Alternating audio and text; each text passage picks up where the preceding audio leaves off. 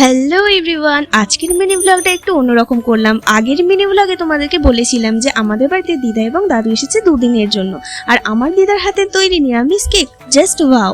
একবারের আবদারে দিদা রাজি হয়ে গিয়েছে কেক বানাতে, তাই সমস্ত উপকরণ জোগাড় করে দিদার হাতে ধরিয়ে দিয়ে বললাম, নাও তোমার হাতের ম্যাজিক দেখাও।